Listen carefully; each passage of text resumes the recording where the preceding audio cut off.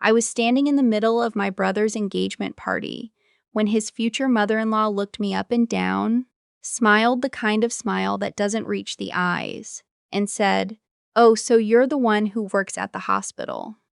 In admin, right?" She didn't wait for me to answer. She'd already turned back to my brother to tell him how wonderful it was that Felicity had found someone so driven. I held my glass of sparkling water and said nothing. That's always been my problem, according to my family. I never say anything at the right moment. I let things slide. I absorb. My name is Kendall. I'm 31 years old. For the last 4 years, I've been a trauma surgeon at a Level I trauma center in Atlanta, which means on any given Tuesday night, I might be the person deciding whether someone's husband comes home or not. But at my brother's engagement party, in my mother's living room in Marietta, Georgia, surrounded by balloons and a grocery store sheet cake, I was just the quiet one in the corner who works in admin. Let me back up, because the party wasn't where it started. It started really the day my brother Griffin called to tell me he was engaged. Griffin is 28. He's the baby, the golden one, the one my mother still calls her Little Miracle, even though he's built like a linebacker. Growing up, Griffin got a car for his 16th birthday. I got a job application to the Chick-fil-A 2 blocks from our house, and a reminder that rent wasn't going to pay itself.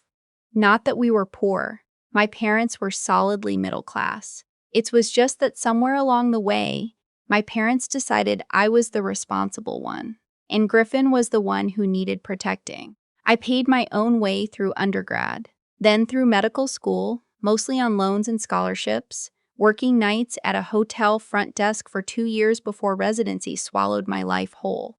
I didn't ask for help. That was the agreement, unspoken but real.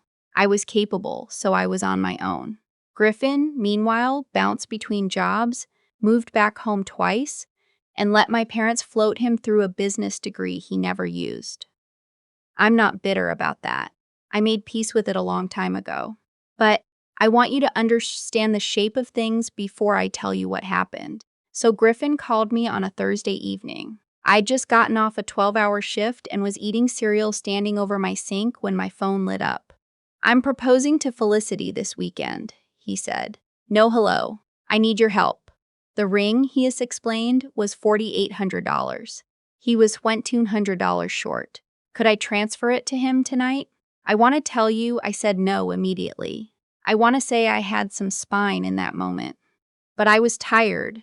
I was still in scrubs, and he was my little brother, so I said fine and sent it before I went to sleep. 3 weeks later, my mother called. The engagement party was being held at the house, she said, and she needed me to bring food because she was stretched thin. Could I pick up the catering tray from Publix? Also the cake. Also the drinks. I had that too. The total came to $340.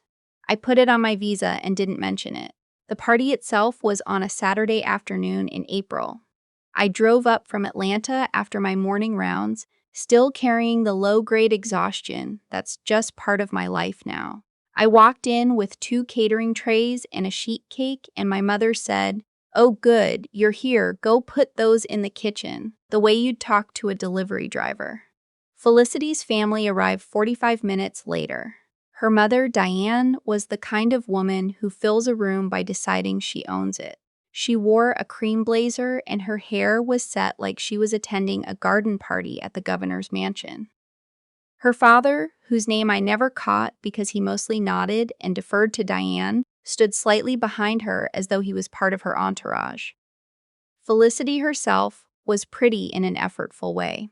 She laughed loudly at things that weren't quite funny and touched my brother's arm every 40 seconds, which might have been genuine affection or habit, I couldn't tell. She was warm to everyone. I'll give her that. What I remember most about that afternoon is that nobody introduced me. I stood there for the first 20 minutes until my mother finally said, "And this is Kendall, Griffin's older sister." And Diane said, "Oh, how sweet," and then pivoted to ask my mother about the flower arrangements. At some point, I ended up next to Diane by the food table, and she asked what I did. I said I was a doctor. She asked what kind. I said surgery. She nodded slowly, the way people do when they're not quite listening, and said, Griffin mentioned you work at a hospital. It's so important to have reliable support staff. I thought about saying something. I opened my mouth, and then my brother was there, arm around Felicity, laughing at something, and the moment dissolved. Dinner happened. My mother had bought a ham. I'd brought the sides. Diane talked about Felicity's job at a real estate firm and how she'd already closed 3 listings this year, and wasn't that just remarkable for someone so young? My brother beamed. My father nodded from the end of the table. Then Diane said, We're thinking a June wedding, something at a vineyard. We've looked at a few in North Georgia. My mother clasped her hands together. Oh, that sounds just beautiful. We've already done the math on our end, Diane said. We're prepared to cover the venue and the catering. We're hoping the groom's family can take on the flowers, the rehearsal dinner, the photographer, and the honeymoon contribution. Silence. Then my mother looked down the table, not at my father, not at Griffin, but at me. It was a look I'd seen my whole life. The look that meant, you can handle this. You always handle things. Griffin looked at his plate. I said, Mom, that's a conversation for you and Dad. My mother blinked like I'd spoken in a foreign language. Kendall, she said, very quietly, in the voice she uses to communicate that I'm being embarrassing. We just want to make sure Griffin has what he needs. I'm sure Griffin and Felicity will figure out what they can afford, I said. I kept my voice level. I kept my hands in my lap. Diane looked between us with the practiced neutrality of a woman who knows exactly when to observe and when to intervene. My brother cleared his throat. It's fine, he said. We can talk about it later. The rest of dinner went fine on the surface. There was cake. There were toasts. Griffin and Felicity took photos. Diane told a long story about a trip she and her husband took to Portugal. But when Felicity's parents left and it was just family, my mother sat down across from me in the living room and said, I don't know why you had to do that. Do what? Make it awkward, in front of her family. I looked at my father. He was looking at the television, which wasn't on. Mom, I said, you were asking me to pay for Griffin's wedding in the middle of dinner. In front of strangers. We weren't asking you to pay for everything. You weren't asking me to pay for anything, I said. You were assuming. Griffin walked in from the kitchen. He'd heard some of it, I could tell. He sat down on the arm of the couch with his hands between his knees. He said, you do okay, Kendall. I looked at him. You're a doctor, he said, like that explained it. Like the 12 years of training, the loans I was still paying, the night shifts, the weight of it, all of it collapsed into you're a doctor, so hand it over. Griffin, I said. I paid for your engagement ring. He shifted. I was going to pay you back. You haven't. Silence. My mother said, this isn't the time. I stood up. I picked up my purse. I said, I'm going to drive back to Atlanta now. Congratulations to both of you. I hope the wedding is beautiful.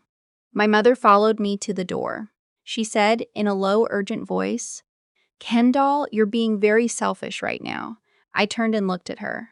Am I? Your brother needs you. My brother is 28 years old, I said. He has a job and a fiancé and 2 parents who are fully alive and healthy. He does not need me to fund his wedding.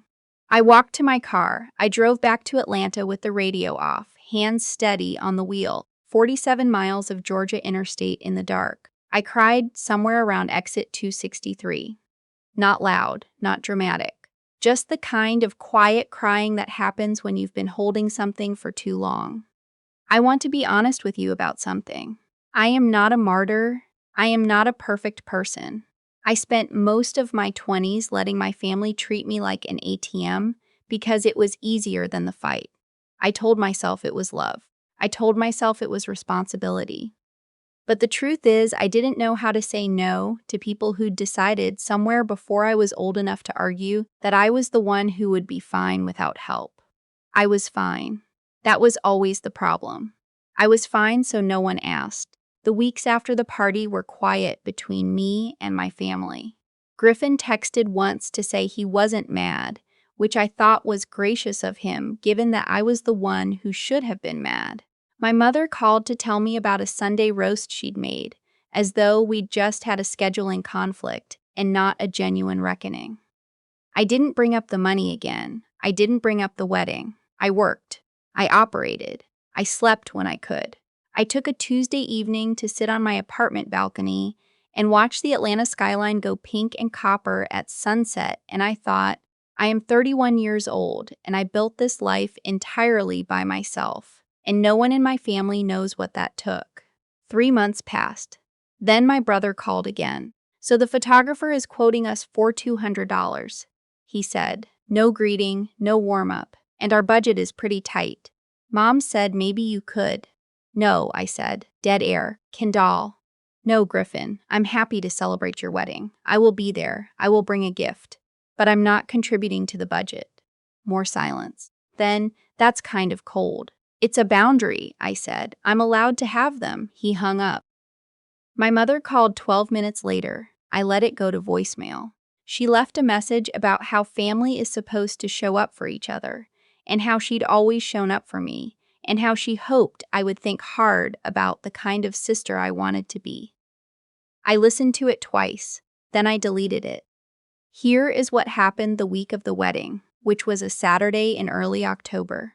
I drove up Friday. The rehearsal dinner was at an Italian restaurant in Marietta that Felicity's parents had reserved, a nice place with low lighting and a private room in the back. I wore a dark green wrap dress. I'd gotten 4 hours of sleep because I'd been on call Thursday. Diane held court at the head of the table. She was dressed beautifully, effortlessly, and she was generous in the particular way of someone who knows they're being generous. Visible, warm, slightly performing for the room. Felicity's maid of honor gave a toast. Griffin's college roommate gave a toast. Then Diane stood and told the story of how Griffin had called her husband to ask his blessing and how moved they both were. She talked about what a lucky woman Felicity was to have found someone so devoted and kind. I sat 3 seats down. I ate my bread and listened. Near the end of dinner, Diane turned to me with her wineglass in hand and said pleasantly, Kendall, Griffin tells me you work terribly hard, long hours. Yes, I said. Surgery keeps you busy. She nodded. What kind of surgery did you say? Trauma. Oh. Her expression shifted just slightly. Not quite reassessment, but something close. That's intense work. It can be, I said. Do you enjoy it? I thought about how to answer that honestly. I can't imagine doing anything else, I said. Then the woman sitting next to Diane, her sister I'd learned, who'd flown in from Chicago, leaned forward and said, Wait, trauma surgery? Where? Grady Memorial, I said. And she went very still. You're at Grady, she said. 4 years now, I said. And that's when Diane's sister, her name was Carla, said very quietly, I think you saved my son's life. The table went quiet. Not the whole table, just our end of it. Diane turned to look at her sister. 2 years ago, Carla said. She was talking to me now like there was no one else in the room. Marcus. My son Marcus. He was in a car accident on 285. They brought him to Grady. He was in surgery for 6 hours. Her voice caught. The surgeon came out and told me herself she was young, she had dark hair, she'd been on shift since morning. She looked at me. I never forgot her face. I didn't say anything. I remembered Marcus. 23 years old. Ruptured spleen, internal bleeding, a hairline fracture at the base of his skull. I'd been on hour 11 of my shift when they brought him in. I stood at his table for 6 hours, and then I sat with his mother in a beige waiting room and told her we'd gotten him back. That was you, Carla said. I nodded. Carla reached across Diane and put her hand over mine. She didn't say anything else. She didn't need to. Diane was looking at me differently, not the polite, distant way she'd looked at me for the last 8 months. She was quiet for a moment, and then she said, carefully, I had no idea. You didn't ask, I said. It came out more direct than I intended. I watched something move across her face, not offense, something more honest than that. My brother from further down the table said Kendall. A warning. It's all right, Diane said. She set her wine glass down. She looked at me for a long moment. It's all right. The dinner ended. People put on coats and said their goodnights. Carla hugged me at the door, tight, the way people do when they mean it. In the parking lot, my brother caught up with me. Hey, he said. Hey, I said. He was quiet for a second, hands in his jacket pockets. Why didn't you ever tell us it was Grady? I looked at him. You never asked, Griffin. You asked me for money. You didn't ask what I do or why I do it or what it costs me. He looked at the ground. He's not a bad person, my brother. He was raised, like I was, in a system that decided early who got to need things and who didn't. That's not entirely his fault, but it's not entirely not his fault either. I'm going to pay you back, he said. The ring. I'm going to pay you back. I know you will, I said, though I didn't know that at all. He hugged me then, quickly, a little awkward, the way brothers do. I hugged him back. The wedding was the next day. It was at a vineyard in Dahlonega. The leaves were turning, and the light was gold, and Felicity cried at the altar, genuinely, and my brother looked at her like she was the only thing in his field of vision. That part was real. Whatever else was complicated, that part was real. I stood in the back during the ceremony. I clapped. I danced at the reception with Carla, who turned out to be funny and sharp, and who told me about Marcus's recovery, how he'd gone back to school, how he'd graduated in May. Diane found me near the end of the evening, by the bar, while my brother and Felicity were cutting the cake. I owe you an apology, she said. I waited. I made assumptions, she said, about who you were, your position. I should have asked. She held her champagne glass with both hands. I've been thinking about what you said last night, that I didn't ask. It's okay, I said. It's not actually, she said, but thank you. I drove back to Atlanta that night. I had early rounds in the morning. I had a follow-up on a 17-year-old who'd come in with a stab wound the week before and was going home Tuesday. I had a life that was mine entirely, one I had built without anyone handing me a single piece of it. My mother texted me the next week to say the wedding was beautiful and she was glad I came. I replied that I was glad too. She has not asked me for money since. Neither has my brother. I don't know if that will hold. I don't know if people change or just quiet down for a while. What I know is this. I said no, twice, and the sky didn't fall. And my brother still married Felicity, and I still show up for the people I love, just on terms I chose. Somewhere on the interstate on the way home that night, with Atlanta's lights coming up in the distance, I rolled the windows down. The air smelled like pine and cold and the particular sweetness of October in Georgia. I turned the radio up.